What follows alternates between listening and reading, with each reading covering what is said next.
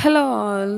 పిల్లలకి పుట్టుతల తీయించడం అండ్ చెవికుట్లు పొడిపించడం మీద చాలా రకాల డౌట్స్ అయితే ఉన్నాయి. సో నేను నమ్మింది నేను ఈ వీడియోలో షేర్ చేసుకుంటున్నాను, చూసేయండి.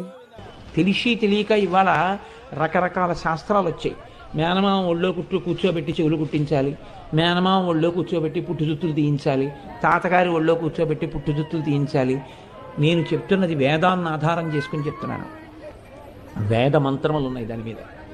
ఒక్క తండ్రికి అధికారం. కర్ణవేధ చేసేటప్పుడు ఒళ్ళో కూర్చోబెట్టుకోవడానికి కానీ, లేదా పుట్టుజుత్తులు తీయించుకునేటప్పుడు ఒళ్ళో కూర్చోబెట్టుకోవడం కానీ తండ్రి మాత్రమే కూర్చోబెట్టుకోవాలి. కూర్చోబెట్టుకుంటే దాని వలన పొందేటటువంటి లక్షణం వేరు.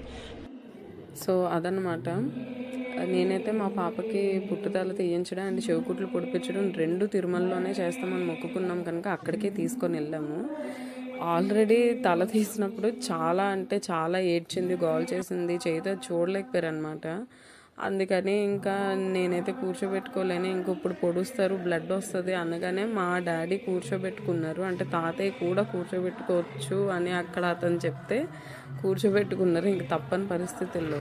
తిరుమలలోని ఎక్కడ చెవులు పొడిపిస్తారు అని కూడా చాలామందికి ఒక డౌట్ అయితే ఉన్నదండి. ఇది కళ్యాణ వేదిక పురోహిత సంఘం అని ఒక ప్లేస్ ఉంటుంది తిరుమలలో. ఎవరు అడిగినా కూడా చెప్తారు. సో అక్కడ అయితే మాత్రం చాలా జాగ్రత్తగా బాగా చేశారు. ఇక్కడైతే చెవు కుట్లు పొడిపించడం అండ్ అక్షరాభ్యాసం చేయించడం ఇలాంటివన్నీ చేస్తారంట. వన్స్ మనం తిరుమలలోకి వెళ్ళాక ప్రతి గడియ కూడా శుభ గడియ. సో అందుకని ముహూర్తాలు అవి కూడా చూసుకోనక్కర్లేదు. అక్షరాభ్యాసం అండ్ చెవికుట్లు పొడిపించడానికి చాలా బాగా జాగ్రత్తగా మార్కింగ్ పెట్టి మరీ చేశారు. ఈ వీడియో మీకు ఇన్ఫర్మేటివ్గా అనిపిస్తే please do like, share, subscribe or follow. Bye bye.